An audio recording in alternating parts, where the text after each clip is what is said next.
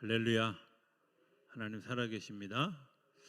이제 오늘부터 시작해서 짧게는 5주, 길게는 아마 6주에서 7주 정도까지 이어질지도 모르는데 큰 그림을 이렇게 하나 생각해 보면 오늘부터 시작하는 일은 크리스찬이 그 멸망의 도시에서 살다가 십자가 앞에까지 가는, 구원의 자리에까지 가는 게 오늘까지의 여정이고요. 그 십자가를 통과한 사람이 아름다운 그런 그 집 미궁이라고 하는 곳까지 가는 데를 두 번째, 그 다음에 이 미궁에서 사망의 음침한 골짜기까지 가는 데를 세 번째 파트에서, 그 다음에 다시 사망의 음침한 골짜기에서 기쁨의 산에 이르는 데까지를 네 번째 시간에, 그리고 기쁨의 산에서 뷸라를 거쳐서 천성에 들어가는 시간까지를 다섯 번째 시간에 이렇게 할 예정입니다. 그런데 변수는 많이 길어져서 1-1 뭐 이런 거 1-2 이렇게 지나가야 될 때가 좀 있을 것 같이 생각이 되어집니다. 존 버년이라고 하는 사람이 어떤 사람이냐 하는 이야기를 좀 먼저 시작하는 게 좋을 것 같아요. 존 버년은 1628년에 태어난 사람입니다. 어디서 태어났냐면 영국이라는 곳에서 태어났는데 이 사람이 크리스찬이었을까요? 네, 아닙니다. 크리스찬이 아니었습니다. 그냥 아버지가 댐장이 하는, 우리 지난 주일날 했죠? 두발가인처럼 철을 다루는 그런 그 아버지에게서 낳은 그런 그 아들입니다. 그가 열심히 살아가고 16살에 의회군의 병사로 차출되어져서 이 영국 안에 있는 내전에 참여했다가 그 영국을 내전을 겪으면서 하나님을 믿는 믿음이라는 게 이런 것이구나 하는 것들을 깨닫게 되어졌고, 실제로 영국 교회를 청교도라고 이야기하는데 그 청교도라고 하는 말이 시작되어진 그 어원이 이 존 버년이 참여했던 이 내전의 영향으로 생겨나게 되어졌다, 이렇게 이야기를 합니다. 어찌됐든 이 의회에 참여하면서 신앙이라고 하는 세계에 대한 관심을 가지고 있었는데 어느 날 아내와 이제 결혼을 하게 되어졌는데 이 아내가 시집을 오면서 딱 책 2권을 들고 왔다는 거야. 그러니까 혼수품이 책 2권이었던 거죠. 무슨 책이냐면 아서 텐트라고 하는 사람이 지은 평범한 사람이 천국에 이르는 좋은 손, 그 다음에 루이스 베일리라는 사람이 지은 경건의 실천, 이 두 책을 들고 시집을 왔어요. 그러니까 사람이 잘 되고 못 되는 건 여자를 잘 만나는 일이 굉장히 중요합니다. 난 아주 빗발같이 아멘할 줄 알았더니 별로 이렇게 자신감이 없는 것 같아요. 자존감이 없는 분들, 여자를 잘 만나는 일이 중요합니다. 특별히 예수 잘 믿는 여자를 만나는 일이 되게 중요합니다. 뭐 별로 기sap지 않게 아멘하는데 여러분 생각해 보세요. 이 존 버년이라는 사람이 기독교에서 몇 손가락 안 꼽히는 고전이 있어요. 예수 믿는 사람이라면 꼭 읽어야 될 고전들이 있는데, 예를 들면 어거스틴의 고백록이라든지 또 그리스도를 본받아라고 하는 그런 책이라든지 한 10권 안팎의 그런 고전이 있는데 그 고전 중에 고전이 뭐냐? 철로역정이에요.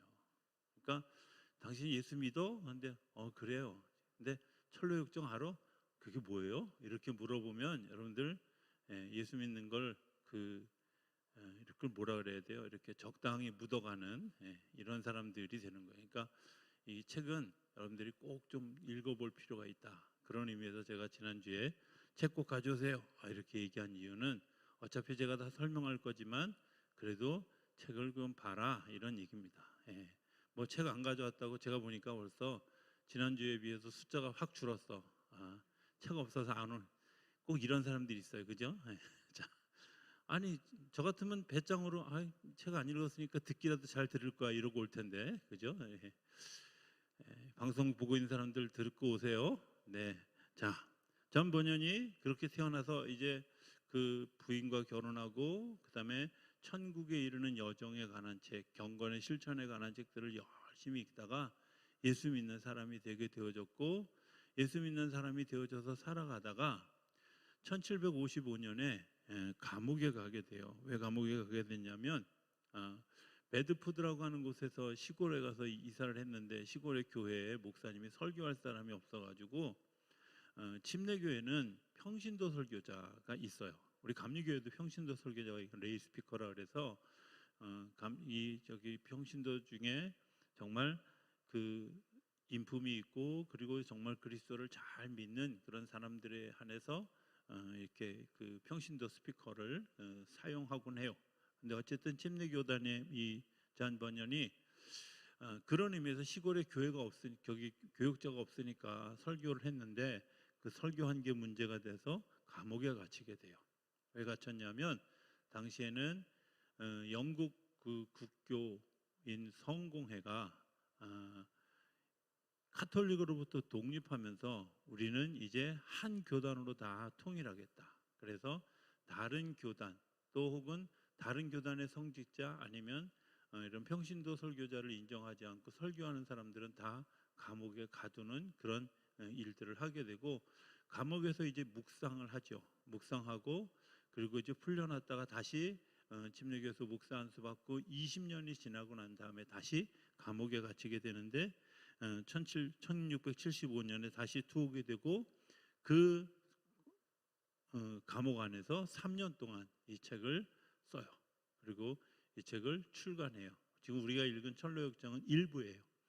2부는 그로부터 한 6년 정도 뒤에 2부가 출간되어지는데, 2부는 1부가 내 개인이 구원받는 역사에 관한 기록이라면 2부는 가정과 사회를 어떻게 구원해 갈 것인가 하는 것에 대한 이야기를 다루고 있는데, 아쉽게도 철로역정이 수많은 출판사가 번역을 했는데 2부는 번역한 출판사가 딱 2곳밖에 없어요. 그래가지고 잘 알려지지 있는데 어쨌든 그 2부도 있다는 사실을 기억했으면 좋겠다 이런 생각이 듭니다. 그리고 1688년에 심한 비를 맞아서 이제 열이 나고 그 폐병을 앓다가 그리고 60세에 돌아가십니다. 하나님의 나라로 다시 돌아가게 되어지고, 자기가 그려놓은 그런 그 철로역정에 따라서 이제 천성에 이르는 그런 자리에 가게 됩니다. 전 번연이 누군지 아셨죠? 연도 몰라도 괜찮습니다. 원래 생년월일은 몰라도 괜찮습니다. 생년월일은 너고 나고 동갑이냐 아니냐 위냐 아래냐 이런 거 따지면 되는 거지, 그냥 이분은 어쨌든 나보다 할아버지다 이렇게 생각하고, 그렇죠? 그러면 되죠? 어찌됐든 중요한 건 중요한 핵심은 세 가지예요. 하나는 이 사람이 여자 잘 만나서 출세했다, 그렇죠? 두 번째는 어쨌든 감옥에 갈 만큼 믿음의 여정이 충분했고, 그 다음에 감옥에서 쓰여진 책이 무슨 책이라고요? 철로역정이라는 책이다. 그런 의미에서 사도 바울과 굉장히 비슷한 데가 좀 있죠. 자 이제 본래 원래 책에 들어간다. 이 책의 주인공 이름은 크리스찬입니다.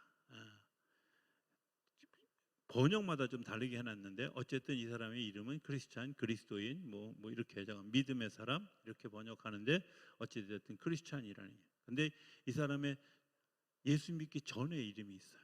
그게 뭐냐면 그레이스레스라고 해서 그 사람은 은혜를 잃어버린 자, 은혜 없는 자 이런 뜻이에요. 예수 믿는 사람과 예수 믿지 않는 사람의 아주 굉장히 중요한 차이가 있는데요. 그게 뭐냐면 하나님의 은혜를 알고 있는 자, 예수 믿는 사람이에요. 반면에 하나님이 어디 있어? 하나님의 은혜가 어디 있어? 그리고 하나님의 은혜를 인정하지 않는 사람은 난 크리스찬이에요. 우리는 누구나 다 처음에 어떻게 시작했냐면 하나님을 모르는 상태에서, 은혜를 모르는 상태에서 시작되어졌어요. 그리고 그렇게 삶을 살아가다가 어떤 사람을 만나서 삶이 바뀌었냐면 전도자를 통해서 바뀌었어요. 그렇죠?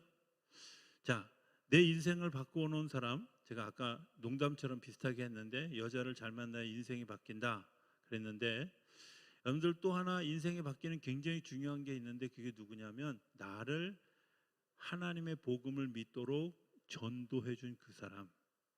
그 사람이 어떤 사람이냐면 은혜를 모르고 하나님을 모르는 사람인 나를 은혜를 알고 하나님의 진리를 따라가는 사람으로 안내해 준 사람이에요. 예, 나를 전도해 준 분, 나를 교회로 인도해 준 분, 잊어버리지 말아야 될 굉장히 중요한 사람입니다.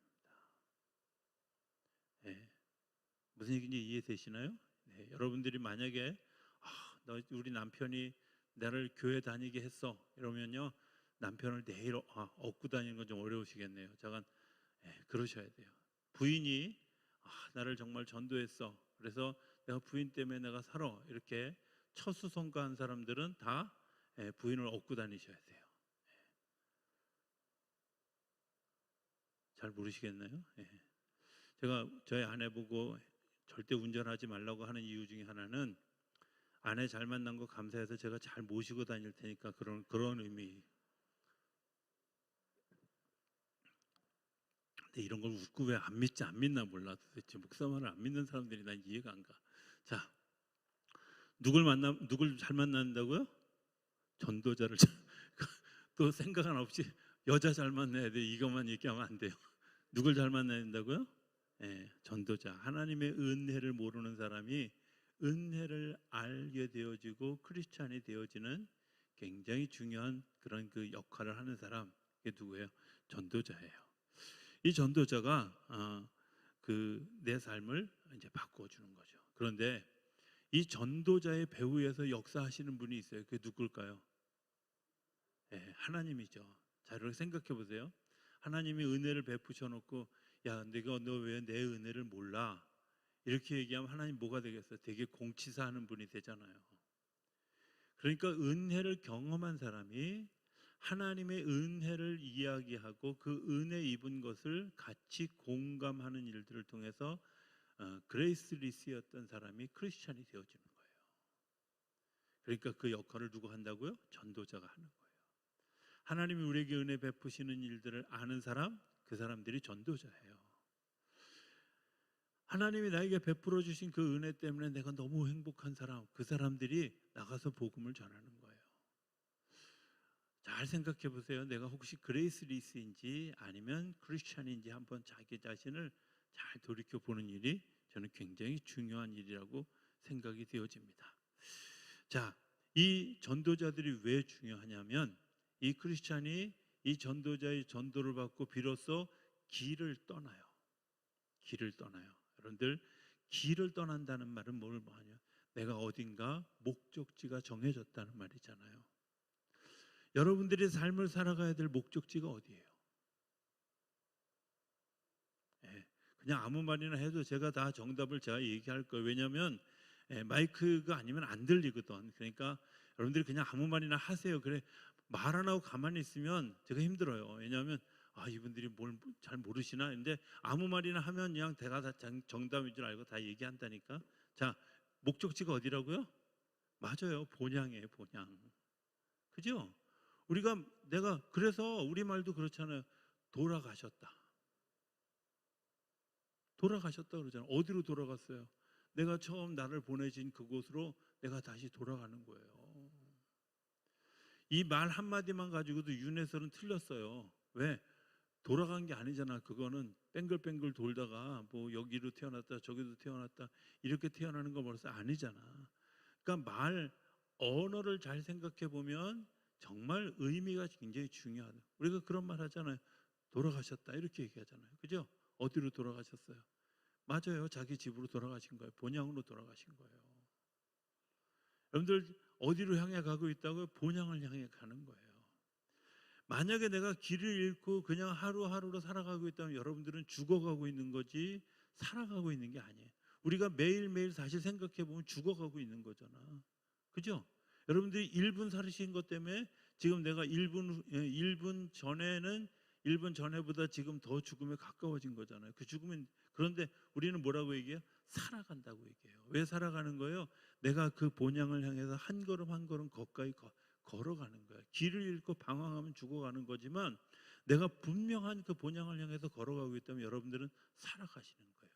그런 의미에서 예수 믿는 사람들은 살아가는 사람들이에요. 예수 믿는 사람들이 괜히 마냥 좀 아프다고 하나님 뭐 하시나 몰라 나 안 데려가고 하나님 그렇게 한가하신 분이 아니에요.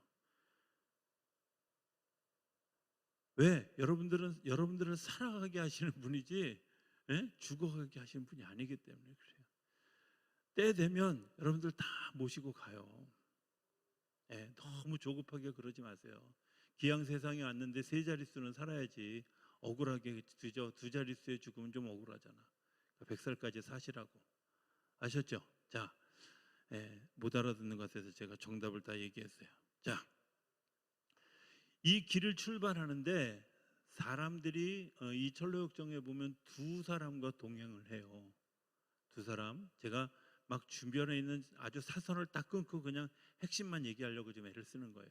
사실은 여기에 제가 지금 원고에는요 벌써 지금 몇 페이지 넘어갔냐면 5페이지를 넘어갔는데 원고에 막 주저리 많이 써놨어요. 근데 제가 지금 핵심 얘기만 얘기를 하려고 그러는. 자, 누구랑 같이 간다고요? 길을 가는데 누구랑? 자, 몰라도 괜찮아요. 안 읽었으니까 안 읽은 거 티나니까. 여러분들 진짜 중요한 일이 있어요. 내가 인생을 살아가면서 동행하는 사람이 굉장히 중요한데요. 동행하는 사람이 왜 중요하냐? 먼 길을 가장 빨리 가는 길은 어떻게 걸어가는지 아세요? 사랑하는 사람과 걸어가는 거예요. 그죠? 여러분들이 무엇을 사랑하느냐에 따라서 내 삶의 행복 지수가 결정돼요. 근데 이 크리스찬은 철로역정에 보면 크리스찬은 두 사람과 동행했는데 하나는 고집이라고 하는 사람과 하나는 온순이라고 번역하기도 하고 변덕이라고 번역하기도 하고 두 사람. 자, 고집이라는 친구와 변덕이 더 맞다고 저는 생각해요. 변덕이라는 이 두 사람을 같이 이제 천성을 향해서 하나님의 나라를 향해서 돌아가는 길을 위해서 걸어가기 시작했어요. 첫 번째 반란을 일으킨 사람이 누구냐면 고집이라는 사람이에요. 그런 친구는 안 사귀는 게 좋아요. 특히 우리 아들이 좀 들었으면 좋겠는데 그런 친구는 안 사귀는 게 되게 좋아요. 자, 고집이 뭘까? 쉽게 얘기하면 여백이 별로 없는 사람이에요.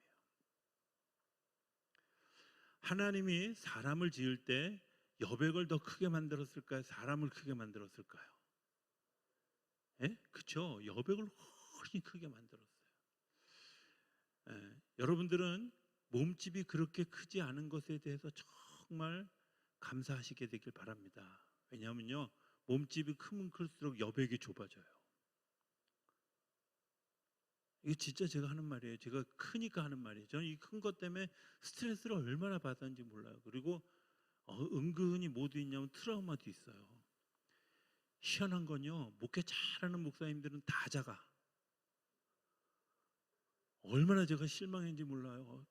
제가 이름 쭉 대는 분들 명단 보면 다 작아요, 다. 그리고 하나같이 그렇게 어쩌면 저렇게 참 하나님이 짓다 말게 생기셨을까 이렇게 생긴 분들이 되게 많아. 근데 저는 그게 아주 컴플렉스예요. 왜 크지, 잘생겼지. 그러니까 이게 아주 막 되게 어려워요. 근데 제가 마음을 바꿔 먹었어요. 하나님, 그래도 큰 중에도 목회 잘하는 사람이 생기게 해주세요. 잘생긴 사람들도 목회를 잘할 수 있다는 걸 입증하게 해주세요. 이런 마음. 여러분들 이런 도전하는 마음이 되게 중요해요. 무슨 얘기인지 이해되시죠? 자, 곁길로 나가서 죄송합니다. 고집은 뭐라고요? 고집은 여백이 많은 거예요. 내가 생각하고 받아들일 만한 여백이 많은 사람이 크리스찬의 길을 걸어가는 거예요. 크리스찬은 여백이 많은 거야. 가능성이 많은 거야. 야, 저렇게 보니까 저 사람 아유 저 사람 사귀지 못할 것 같아. 이렇게 힘든데 이 길 못 갈 것 같아. 이거 가봐야 뭐 별 힘이 없을 것 같아. 여러분들 이렇게 생각되어지는 일들, 그런데 그게 뭐가 많은 거냐면 여백이 많은 게 아니라 내가 가지고 있는 생각과 주관이 너무 많은 거야. 들어보니까 이것도 그럴듯하네. 저것도 그럴듯하네. 이것도 수용할 수 있고 저것도 수용할 수 있고 받아들일 수 있고, 그러면서 내가 길을 가면서 하나하나 풀어가는 일들을 하는 일들이 되게 중요해요. 이 고집이라는 말과 반대되어지는 말이 있는데, 이 고집의 반대말이 뭐냐면요, 겸손하게 잘 듣는 거예요. 듣는 거예요. 고집스러운 사람은 어디서 걸리냐면, 믿음은 들음에서 나며에서 걸려요. 고집스러운 사람들의 특징은 여백이 없다 보니까, 울림이 없다 보니까 못 들어요. 안 들어요. 예, 처음에 안 듣다 보니까 못 듣게 되어지는 거예요. 잘 들을 수 있는 귀가, 예수 믿는 사람들에게 정말 중요한 그런 그 도구 중에 하나가 뭐냐면 귀예요. 이 귀를 열어주세요. 예, 열어주세요. 여러분들 이런 기도가 저와 여러분 가운데 있게 되길 바랍니다. 어느 날 이 고집이라는 친구가 가다가 보니까 안 가는 거예요. 그리고 나는 이제 다시 집으로 돌아갈래. 받아들여 줄 수가 없는 거죠. 제가 행성에서 목회할 때 우리 이장님이 교회 나오라고 막 이렇게 여러 사람이 권유하고 제가 이야기하는데도 이분이 교회를 안 나오네요. 어느 날 제가 들으니까 뭐라고 얘기하냐면, 나는 교회 안 나가는 이유가 교회 가서 무릎 꿇기 싫어서 교회 안 나간다는 거야. 그래서 참 한심하다. 제가 속으로 그렇게 생각했어요. 뭐 그분 앞에서는 얘기 안 했지만, 여러분 생각해 봅시다. 내가 무릎을 꿇은 것 때문에 더 많은 것을 볼 수 있다면 100번이라도 꿇을 수 있죠. 내가 손해보는 것 때문에 정말 100배라도 더 유익한 일이 생긴다면 얼마든지 손해볼 수 있죠. 이게 여백이에요. 내가 이거 절대 못해, 여러분들 그 절대 못해를 내려놓는 순간에 하나님이 우리에게 절대 못할 일들을 가능한 일로 바꿔가는 줄로 믿습니다. 고집 센 사람들의 특징, 가다가 갈 수가 없어요. 가다가 멈춰서게 돼요. 고집은 천성으로 향해 가는 걸음에 동행하면 안 되는 걸음이에요. 안 되는 인물이에요. 두 번째 인물은 변덕이라는 인물인데요. 자, 약한 마음이 오죠. 시련이 오면 숨는 마음입니다. 동서고금을 막론하고 모든 책의 모든 성현들의 주제가 뭐냐면 고난입니다. 근데 이 고난을 이기라고 합니까? 고난을 피하라고 합니까? 예, 분명히 얘기하셨죠? 그죠? 고난은 뭐 하라고요? 피하는 게 아니라 이기는 거예요. 근데 신기한 건요, 많은 분들의 기도 중에는 고난을 피해 갔으면 좋겠다. 하나님, 이런 고난이 저한테 안 왔으면 좋겠습니다. 이렇게 생각하고 기도하는 분들이 되게 많아요. 변덕스러운 마음이에요. 저는 이 말 되게 좋아해요. 환난아 내게 오너라. 얼마나 멋있어요. 그죠? 내가 다 이겨줄게. 고난 얼마든지 와라. 내가 다 이기고 극복하고 나갈게. 그런데 이게 웰컴이에요. 하나님은 우리가 고난 없는 길을 걸어가라는 것이 아니라, 고난의 한복판을 지날 때에도 하나님이 이기게 하시고 승리의 기쁨을 누리게 하시고 하나님의 영광을 드러내게 하시는 거예요. 고난이 없는 축복 없어요. 고난이 없는 축복은 정말 신기루처럼 우리 눈앞에서 싹 하고 사라져가요. 제가 한번 성경 공부하면서 슬쩍 얘기했는데, 제가 길게 못합니다. 저는 주택복권 당첨됐다가 그 주택복권 잊어버리고 엉엉 울고, 당신같이 재수없는 사람은 교회나 가야 된다고 하는 점쟁이의 말을 듣고 신앙생활을 시작했던 분이 있어요. 근데 이분이 오랜 시간이 지나서 만나서 마지막에 들려줬던 마지막 얘기예요. 저에게 같이 이야기하면서 저에게 들려주셨던 아주 정말 가슴에 남는 이야기. 내가 만일 그때 거저 얻었더라면 나는 인생을 이렇게 살지 못했을 거라고. 땀 흘려 얻어진 열매, 고난으로 얻어진 열매이기 때문에 나는 지금도 다시 무너져도 일어날 수 있다고 믿는다는 거예요. 다시 넘어져. 인생의 가장 큰 재앙을 자기가 만났는데 그 인생의 가장 큰 재앙이 주택 복권된 그 이 위에 뚜리를 한강에 버린 거래요. 근데 가장 큰 축복이 뭐냐? 그때 그거 버린 거를 가장 큰 축복으로 생각한다. 왜? 고난을 지나가 보니까 알겠다라는 거예요. 자, 이 두 사람과 헤어지고 이제 동행이 없어졌어요. 동행이 없어졌는데 외롭잖아요. 혼자 길을 가긴 좀 어렵죠, 그죠? 예, 혼자 가는 길. 예. 혼자 가는 길이 되게 어려워요. 사실은 제가 이제 뭐 아시는 분들 아시지만 작년에 우리 교회 오기 전에 양문교에서 이제 그 순례길 산티아고 순례길 그 뭐죠? 이제 안 했더니 잊어버려서 안식월을 이제 주겠다, 휴가를 주겠다고 그래서 산티아고 가는 길을 이제 다 고민. 산티아고 길이 800km래요. 800km인데 보통 40일에 걷는다고 그래요.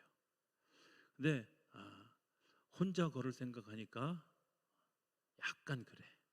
근데 저희 아내랑 둘이 같이 걸을 생각하니까 그것도 약간 그래. 왜냐하면 뭐 저야 군대에서 어쨌든 좀 걸어왔으니까 그리고 웬만한 거리는 걸으니까 걷는 건 내 걷겠는데 문제는 혼자 40일을 걸을 생각하니까 끔찍한데 저분은 걷는 게 좀 취약한, 때로는 가다가 얻고 가야 될지도 모를 상황이 생길 수도 있고 뭐 이런. 근데 그럼에도 불구하고 같이 가자. 왜요? 혼자 가는 길은 위험해요. 혼자 가는 길은 어려워요. 하나님이 그래서 동행을 붙여주시는 거예요. 그게 잘못된 사람이든 잘된 사람이든 상관없이 그 길을 붙여주시고 잘못된 사람은 잠시 걸어가고 멈추지만 잘못되어지지 않은 사람들은 오래 가도록 하죠.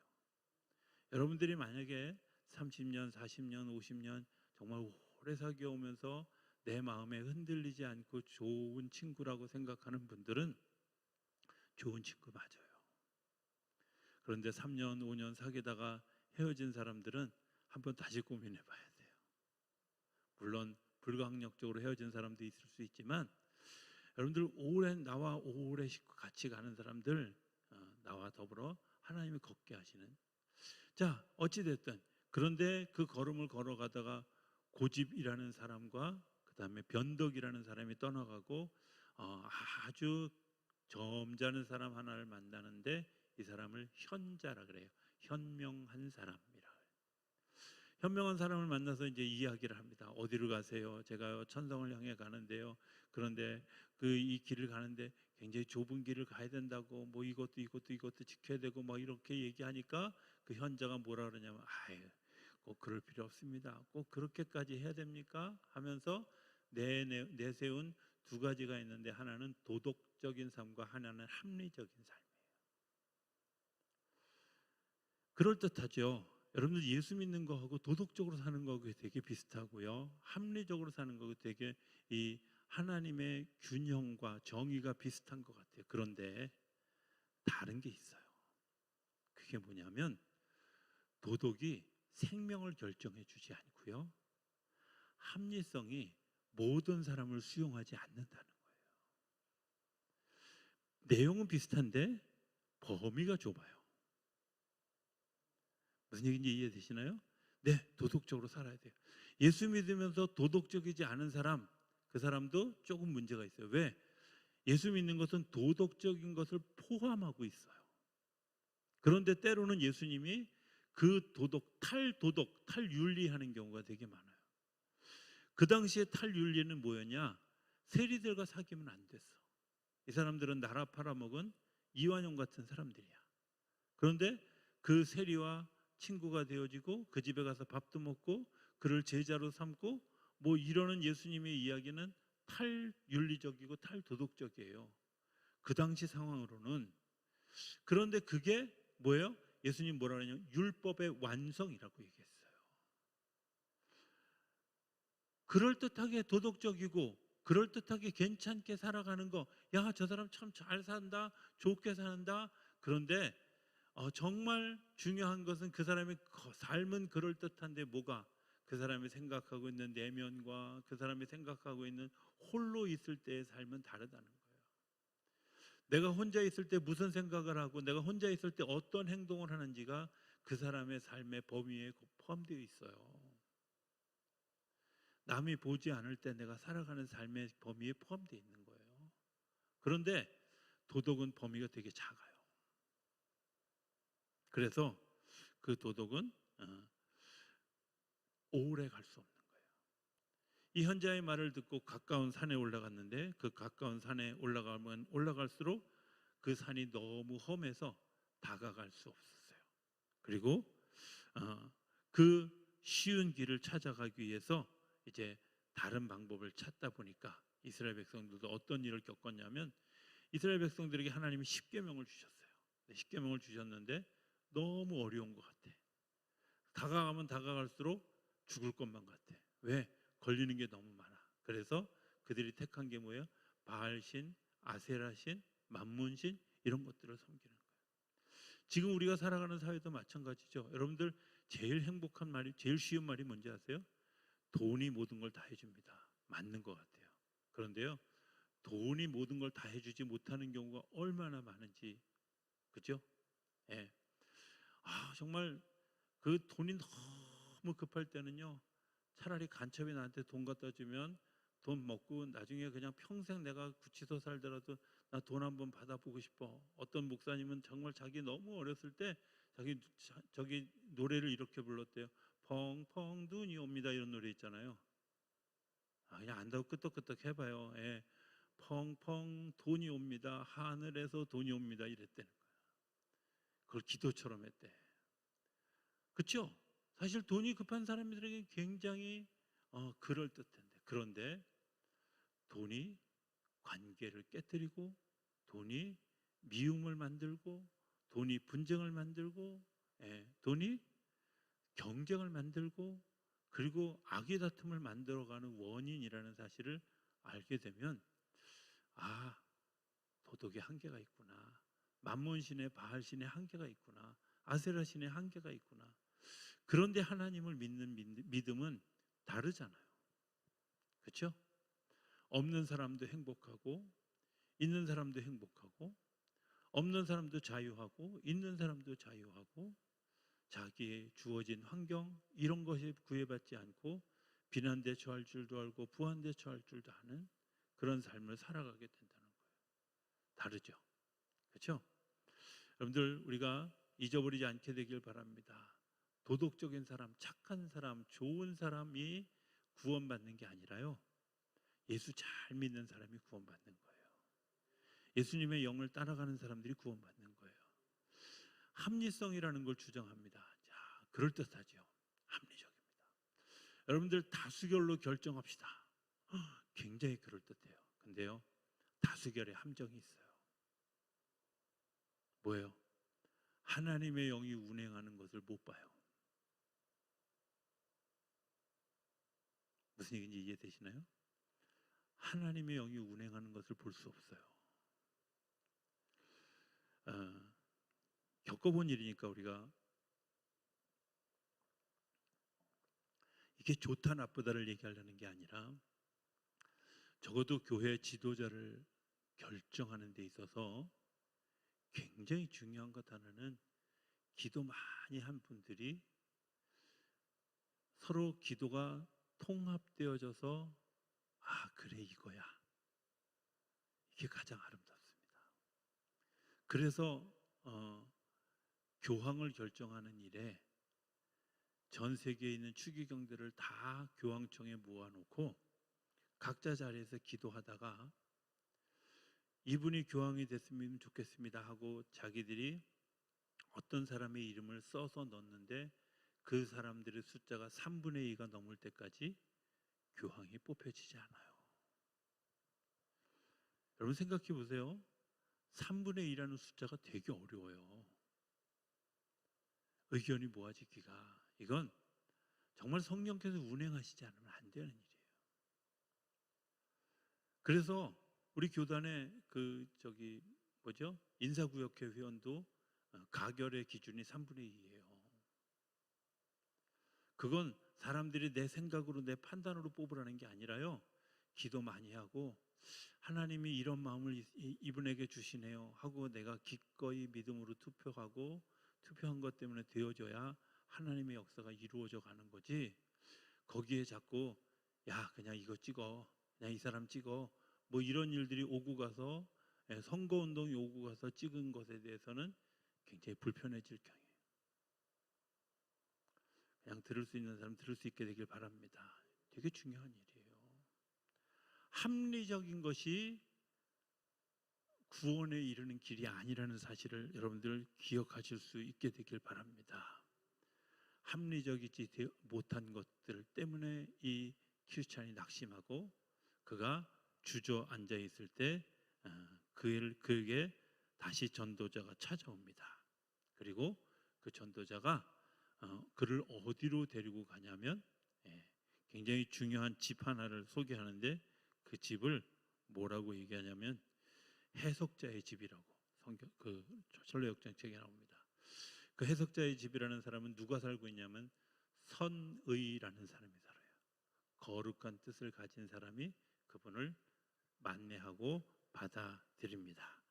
그리고 그곳에서 십자가에 내가 이 십자가를 지고 이제 따라가야 될 커다란 6가지 이야기를 해줘요. 이런 길들을 당신이 지나가게 될 겁니다 라고 이야기하면서 첫 번째는 예수님의 초상화, 이분이 진리이고 생명입니다. 두 번째, 빈 방, 청소되지 않은, 그런데 그 방을 율법이 청소하고 거기에 복음의 물을 뿌려서 더 이상 먼지가 나지 않도록 다듬어진 빈 방을. 세 번째는 욕망과 인내라고 하는 두 소년의 이야기를 듣게 되죠. 그래서 욕망, 현세 인간들을 상징하는데 지금 당장 달라고 그리고 쏟아놓은 거 낭비하고 이러는 사람들, 그런데 그것을 인내로서 견디는 이런 사람들, 이 사람들이 이 일들을 넘어뜨리게 하는 사람들입니다 라고 하는 반향적. 그래서 가장 좋은 것은 기다릴 줄 아는 인내가 필요하고 욕망이 누더기처럼 다 엎어졌을 때 비로소 하나님의 역사가 시작되어진다는 사실을 이야기해 줍니다. 네 번째는 꺼지지 않는 불, 은총의 통로입니다. 성령의 역사는 꺼지지 않습니다. 우리가 성령님을 의지해야 되는 가장 커다란 이유는 꺼지지 않는 영원한 불이기 때문에 그렇습니다. 여러분들 이거 아십니까? 어두움에서 이 어두움을 밝혀주는 굉장히 중요한 것은 작은 빛 하나만 돼요.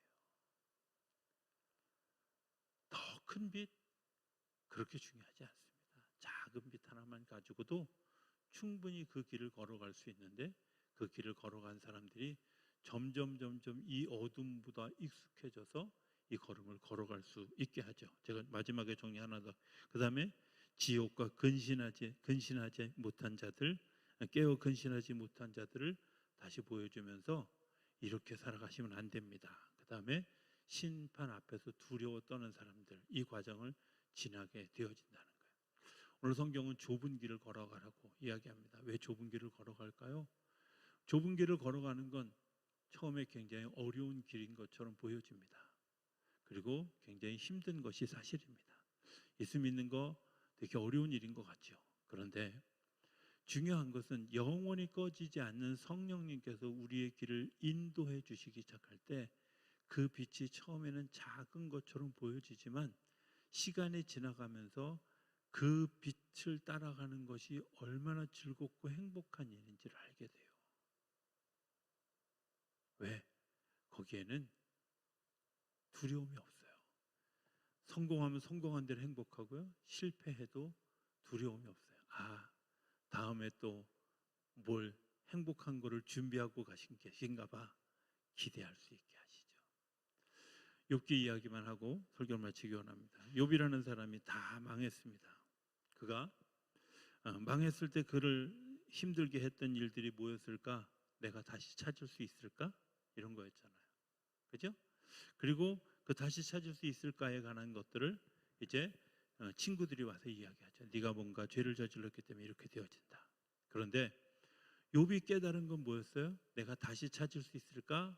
이런 거 아니었어요. 욥이 첫 번째 깨달았던 깨달음은 하나님이 지금 이 길을, 내가 가고 있는 길을 보고 계신다는 거였어요. 그리고 하나님이 역사하시면 또 다른 소망이 있다는 거예요. 그리고 그게 구체적으로 나타난 게 욥기 37장 이후예요. 하나님이 이야기하십니다. 내가 어떤 하나님인지 네가 좀 보았으면 좋겠다라고 이야기하면서 나는 천지를 지었는데 하늘과 땅의 끝을 알고 바다 끝을 알고 산의 뿌리를 알고 그리고 그 네가 보이지 않는 세계에서 일어나는 모든 일들을 다 알고 있는 하나님이다. 너 나 믿을래? 그러니까 예, 제가 믿겠습니다. 내가 믿으려면 어떻게 해야 되느냐? 그냥 내 이름을 불러라. 그래서 주님의 이름을 부르고 주님의 이름을 부르다가 그가 마음속에 깨달음이 있는 거죠. 자기 친구들이 와서 자기를 괴롭게 할 때 아유 저 나쁜 놈들 하고 막 속으로 저주를 퍼부었던 그런 일들, 그 일들에 대해서 욥이 하나님 제가 잘못했습니다. 용서해 주십시오 하고 고백합니다. 그런데 놀라운 건요. 성경 욥기 42장 7절인가 8절인가 이후에는 뭐라고 얘기하냐면 내가 그들을 위하여 빌기를 마침에 하나님이 전의 소유에 갑절이나 더하셨더라. 이런 역사가 일어났어요. 갑절을 달라고 기도한 게 아니었어요. 뭘 기도했다고요? 하나님의 뜻이 무엇인 줄 알고 하나님의 뜻을 구하면서 하나님 이렇게 해주세요. 저들을 용서해 주세요.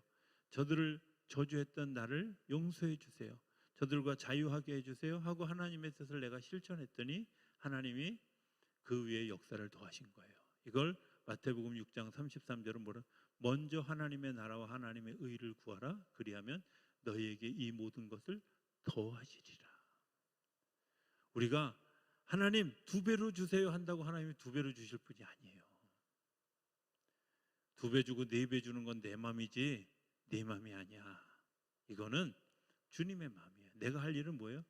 이렇게 되어진 이 속에서 소망을 잃지 않고 나와 함께 걸어가시는 그 하나님의 능력, 그것을 알고 내가 버릴 것 버리고 새로운 삶으로 나를 다시 세워갈 때 하나님이 우리를 축복하시는 줄로 믿습니다. 구원의 길, 십자가의 길, 좁은 길은 그런 겁니다. 내가 그냥 믿음으로 걸어가면요 하나님이 그 길을 확장시켜 주시고 자유롭게 걷게 하시고 기뻐하며 걷게 하시고 정말 즐거워하며 행복해하며 걷게 하시는 줄로 믿습니다. 아멘 할 때까지 하려다가 내가 줄였습니다. 여러분들 그런 역사가 일어나게 될 줄로 믿습니다. 다음 주에 우리 십자가에서부터 시작해서 미군까지의 여정을 여러분들과 같이 이제 한 주 쉬었다가 다음 주간에 한 주간 우리가 묵상하고 있다가 다음 주간에 이제 2번째 열차가 출발할 예정입니다. 여러분들이 기대를 가지고 같이 오시죠. 다음 주부터는 제가 사실은 어제 좀 시간이 없어서 이렇게 파워포인트 준비를 하려다가 준비할 시간을 놓쳐서 그랬는데 이번 주간 좀 미리 해서 다음 주간에 좀 이해하기 쉽게 단어들을 좀 이렇게 같이 할 수 있도록 하겠습니다. 기도하겠습니다. 하나님의 나라를 향해 걸어가는 길, 우리가 쉬운 길, 그래서 합리성, 그리고 우리가 이제 도덕이라고 하는 그런 기준을 가지고 살아가려고 했으나 그 속에 하나님의 진리가 없고 하나님의 소망이 없음을 발견하여 우리가 또 한번 좌절하고 넘어졌다가 다시 일어나게 되었습니다. 또 우리가 길을 출발하면서 고집이라고 하는, 그리고 이제 우리가 변덕이라고 하는 그런 모습을 가지고 같이 그 길을 걸어왔으나 그 길에서도 역시 저희들이 절망했습니다. 하나님이 우리에게 열어주신 그 선이라고 하는 사람을 통해서 들려주신 그 이야기, 오직 예수 외에 다른 길이 없고 영원히 꺼지지 않는 그 성령의 불꽃을 통하여서 하나하나 걸어갈 때 우리의 욕망도 이기고 또 인내함을, 또 하나님의 역사로 바뀌어지는 그런 과정도 알게 되어지고 심판을 이기는 그런 모든 일들도 경험하게 하시는 줄로 믿습니다. 하나님, 그 믿음의 여정을 걸어가는 저희들에게 선의로 가르쳐 주셔서 알게 하시고 성령님의 인도하심을 통해서 날마다 새롭게 서는 우리 모두가 되게 하여 주시옵소서. 주께서 이 밤도 저희와 함께 하실 것을 믿고 감사하며 예수님의 이름으로 기도드립니다. 아멘.